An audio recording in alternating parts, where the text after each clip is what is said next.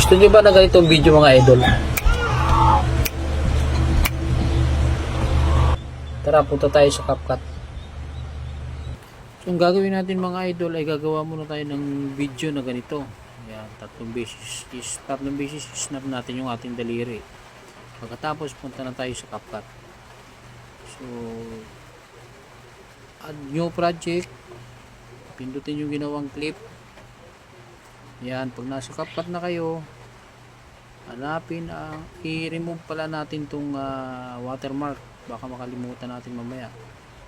Pagkatapos ay hanapin ang aspect ratio at ilagay sa 9:16. And then pag goods na, pindutin ang check. Yan. Then pagkatapos hanapin ang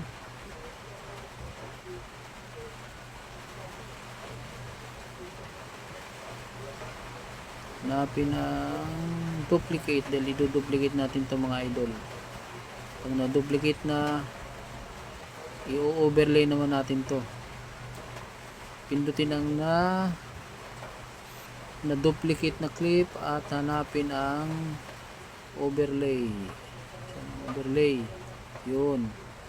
Overlay natin. Pagkatapos, i-drag natin papunta sa unang clip para magpantay sila. Pag goods na, i-highlight ulit natin yung na-duplicate na clip. Hanapin natin ang remove BG. Yan. And then, pindutin ang auto removal. Pagkatapos, pag green na yung check dyan sa itaas, pindutin ang check sa ibaba. Okay na yan. Ngayon, hanapin natin yung pindutin muna pala dito sa gilid para mapunta tayo dito sa add overlay. Dahil kailangan natin i-add yung picture na ilalagay natin sa background. Pindutin natin ang add overlay. Yan, at mapupunta tayo sa gallery. Yan, mamili na kayo kung anong picture ang gusto nyong ilagay. Ako kumuha lang ako nag-screenshot lang ako sa sa Google para may ilagay na background. Yan. Pindutin ang napili. Yan, babalik ulit tayo dyan sa pag-edit natin.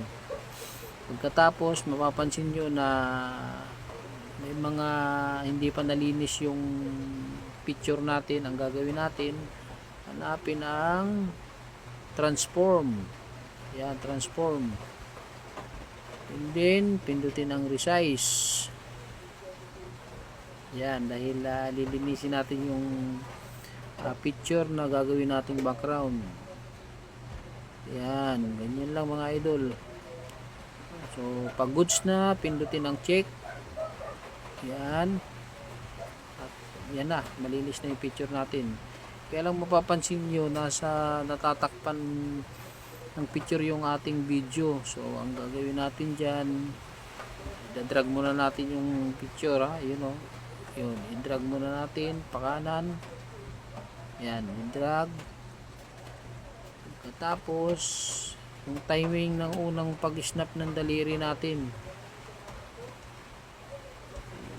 Yan, diba? Yung guhit na puti na yan.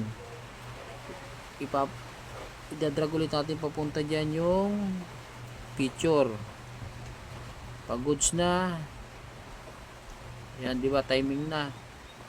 Natatakpan pa rin yung video natin, yung mukha natin, diba? Ang hanapin naman natin ngayon yung pindutin nyo pala ulit yung yung pindutin nyo muna yung picture. Yan, para ma-highlight. Pag na-highlight na, hanapin natin ang layer. Ayan. Pindutin ang layer, and then i-sim to back natin yung picture para hindi matakpan yung mukha natin. Ngayon, pindutin itong nasa kanan. Yun, di ba? Napunta na sa likod yung picture. Pag goods na, pindutin ulit yung check sa taas. Yan. Okay na yan. So mapapansin nyo maliit yung picture, so papalakihin natin yan para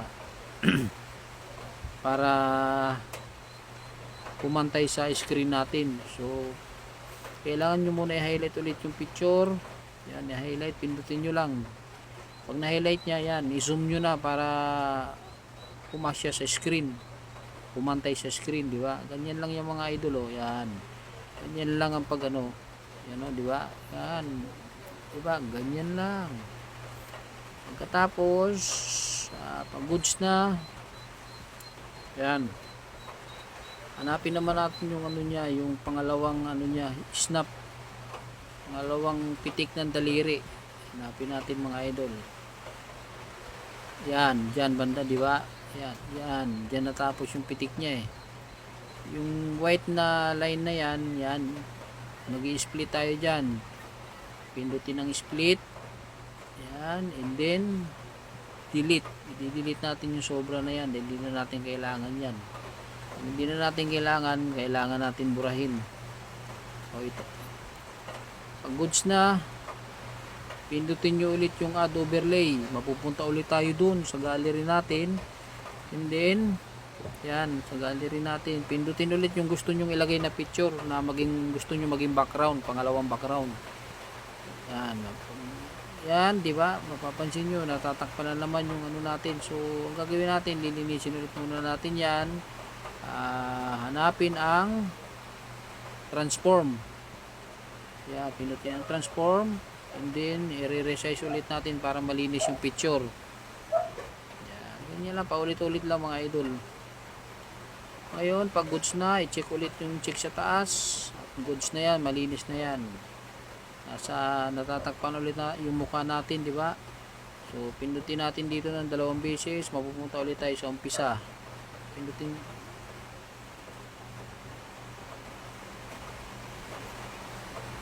i-highlight, pindutin ang pangalawang picture para ma-highlight, and then hanapin ang layer para malipat natin yung picture sa likod natin para isisinto back natin yan.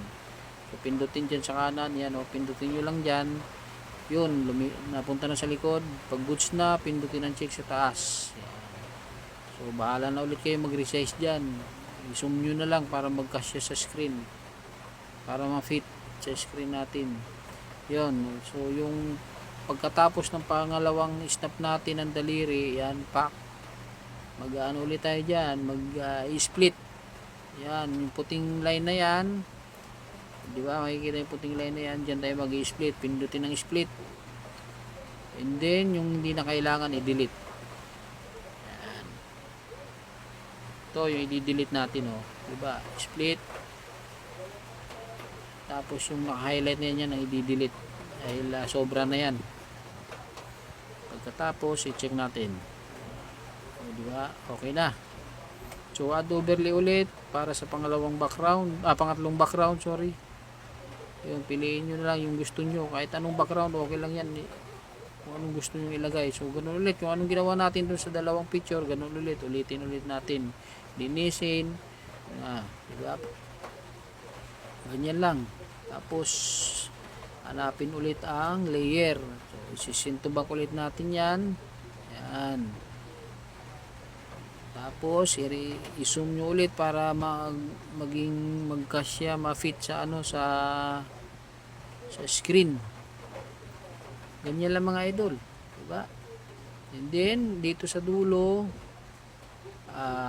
split ulit tayo dyan, and then delete.